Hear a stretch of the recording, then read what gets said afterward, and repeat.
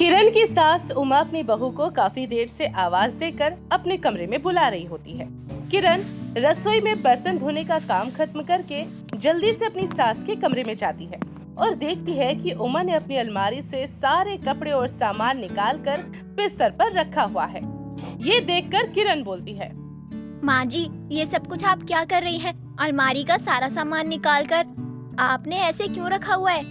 अरे बहू, मैं अपनी अलमारी की सफाई कर रही थी। बड़े दिन से सोच रही थी कि सारी चीजें सही करके रखूं।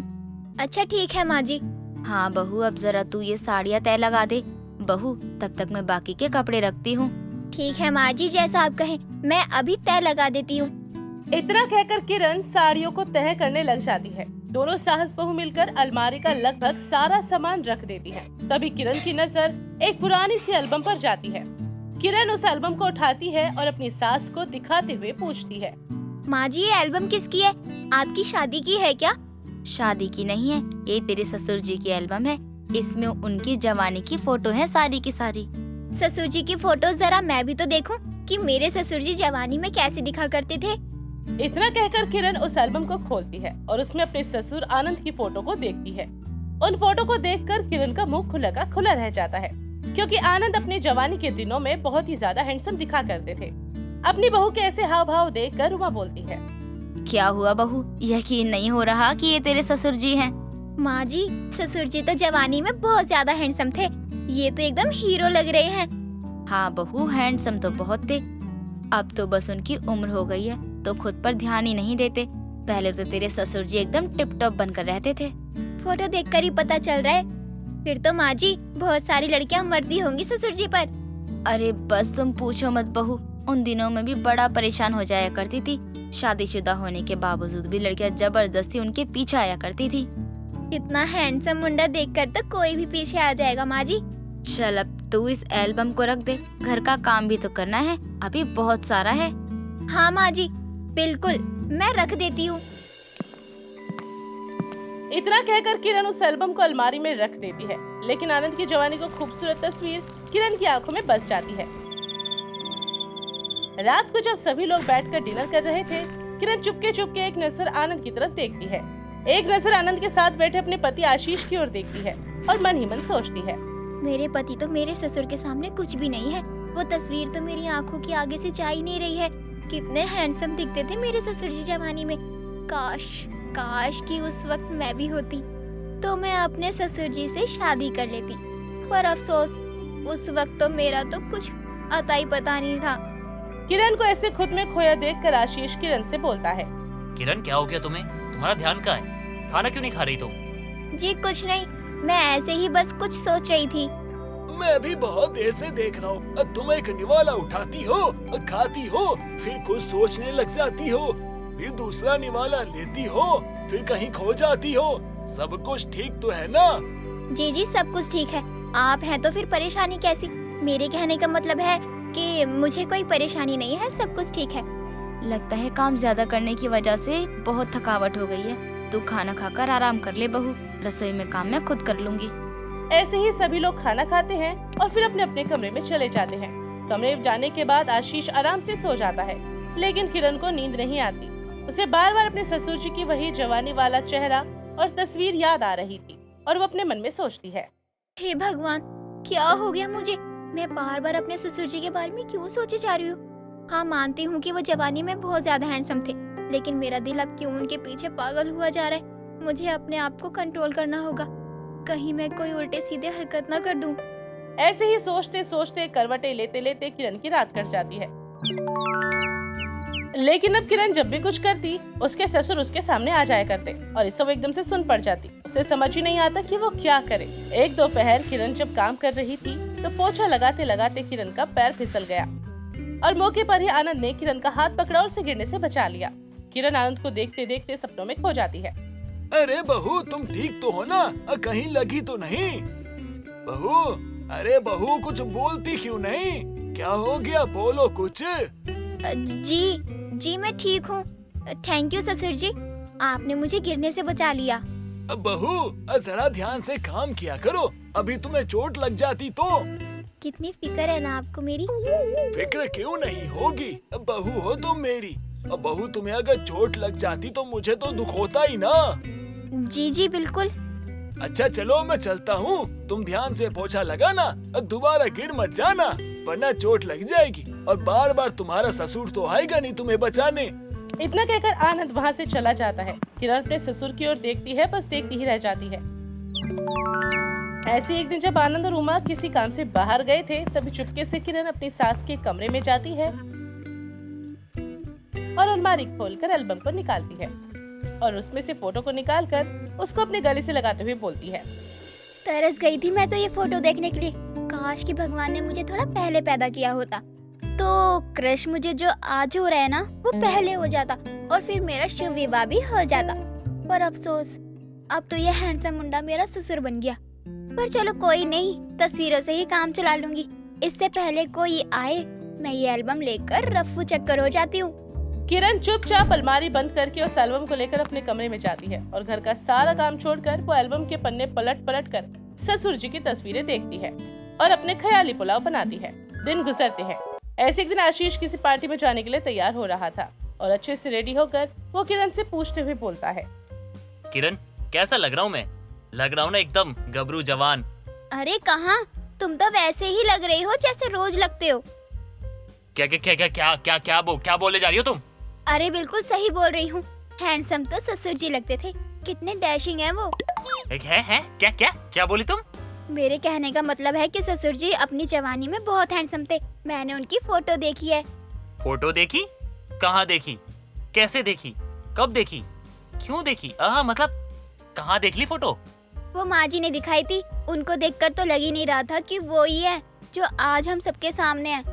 हाँ वो तो है, पापा अपने टाइम में बिल्कुल हैंडसम थे, गबरू जवान थे और मैं उन्हीं का बेटा हूँ, बिल्कुल उन पे गया हूँ। उन्हीं की तरह हैंडसम, गबरू, जवान, स्टाइलिश, आय हाय क्या लगता हूँ मैं। अगर मैं कोई लड़की होता ना तो 100-200 लड़कों को तो ऐसे ही सेट कर लेता। लेकिन लड़का हूँ यार, वन वुमेन मैन, एक औरत से प्यार करने वाला मर्द हूँ मैं। तो तुम ही हो मेरी आखिरी उम्मीद, आखिरी चॉइस, आखिरी प्यार। पहले भी तुम, आखिरी भी तुम, इस जीवन के साथ भी तुम और जीवन के बाद भी बस तुम ही तुम। 7 जन्मों तक करूंगा तुमसे प्यार क्योंकि मैं हूँ हैंडसम, हैंडसमों का हैंडसम। मैं कितना हैंडसम हूँ यार, मैं क्या बताऊँ। पता नहीं ये अपने आप को किस एंगल से हैंडसम लगता है। हैंडसम का तो ये एच भी नहीं लगता। क्या हो गया, काक हो गई? आहा मेरे प्यार में गिर गई होगी, बड़ी गिरी हुई हो तुम। मेरा मतलब है प्यार में गिर गई हो तुम मेरे। तो क्या सोच रही हो? यही ना कि मैं कितना हैंडसम हूँ। अगर तुम मेरी नजर उतारना चाहती हो तो उतार सकती हो, मुझे कोई दिक्कत नहीं है। हाँ बिल्कुल, नजर ना लगे मेरे पति को किसी की।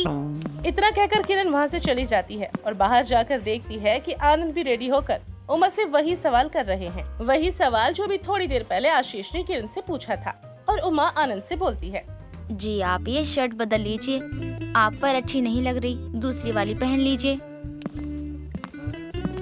नहीं ससुर जी, ये शर्ट आप पर बहुत ज्यादा जच रही है, आप यही पहन कर जाइए। बहू तो बीच में आकर अचानक से क्यों बोल रही है? तुझे थोड़ी ना पूछा है। माँ जी, आप फिर ससुर जी को सलाह गलत दे रही हैं, इसलिए मैंने आकर बोल दिया। इस शर्ट में भी वो हैंडसम ही लग रहे हैं।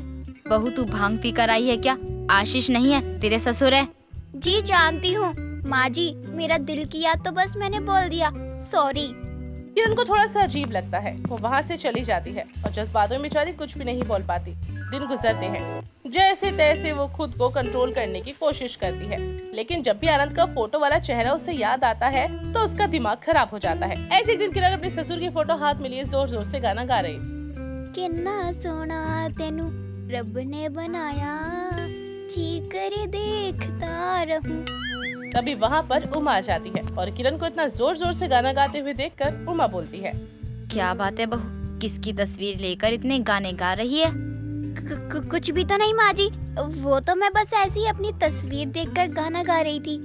अपनी तस्वीर देखकर गाना गा रही थी? जरा दिखा तो ऐसी कौन सी तस्वीर है जिसे देखकर तू खुद के लिए ही गाना गा रही है? ऐसे ही माँ जी, तस्वीर कुछ खास नहीं है, मेरी है बस ऐसे ही। अरे तो दिखा तो दे, मैं कौन सा तेरी बुराई कर रही हूँ, चल मुझे भी दिखा। आज तो बच गई। अगर माँ जी ससुर जी की तस्वीर को देख लेती तो मेरी तो आज वाटी लग जाती। आज मेरे मायके जाने की टिकट बिल्कुल पक्की थी, अपने हैंडसम ससुर के पीछे मैं कुछ ज्यादा ही बावरी हुए जा रही हूँ। मुझे किसी को भी अपने ऊपर शक नहीं होने देना है। इतना कहकर किरण उस फोटो को वापस से अलमारी में रख देती है। दिन गुजरते हैं। हर गुजरते दिन के साथ किरण का अपने ससुर की जवानी के फोटो को देख देख कर क्रश बढ़ता ही जा रहा था। ऐसे एक दिन किरण खुद से बोलती है, नहीं नहीं नहीं, ये जो कुछ भी है ये सब गलत है। माना कि मेरे ससुर जी जवानी में बहुत ज्यादा हैंडसम थे, लेकिन इसका मतलब ये नहीं कि अब मैं उनकी बहू होकर उनको ऐसे देखूं, इस नजर से देखूं। अब मैं उनकी तस्वीर बिल्कुल भी नहीं देखूंगी। इतना कहकर किरण जैसे ही गुपचुप तरीके से उमा की अलमारी से अपने ससुर की तस्वीर वाली एल्बम लेकर आई थी, वैसे ही वो एल्बम को वापस से उसकी अलमारी में रख देती है और अपने आप को ज्यादा बिजी कर लेती है। देखते ही देखते किरण ने काफी हद तक खुद पर काबू पा लिया था और वो पहले की तरह नॉर्मल बिहेव करना शुरू कर देती है। ऐसे ही उमा और आनंद की एनिवर्सरी का दिन आता है। किरण और आशीष मिलकर उन दोनों को सरप्राइज देने का प्लान करते हैं। शाम के वक्त सभी लोग बैठकर एक छोटा सा केक कटिंग करते हैं और आशीष एक बड़ा सा गिफ्ट उमा और आनंद को देते हुए बोलते हैं, मम्मी पापा ये लीजिए, मेरी तरफ से आप दोनों के लिए एक तोहफा। इसमें क्या है बेटा? अरे खोल के तो देखिए। अरे आप लोगों को पसंद आएगा। अब पसंद क्या, बहुत पसंद आएगा। उमा और आनंद जैसे गिफ्ट खोलते हैं, उसमें से एक बड़ा सा फोटो फ्रेम निकलता है जिसमें उमा और आनंद की जवानी की तस्वीर लगी हुई थी। उन तस्वीरों को देखते ही फिर से किरण का दिमाग घूमने लगा था। तभी उमा बोलती है, अरे वाह, ये तो बहुत अच्छा तोहफा है।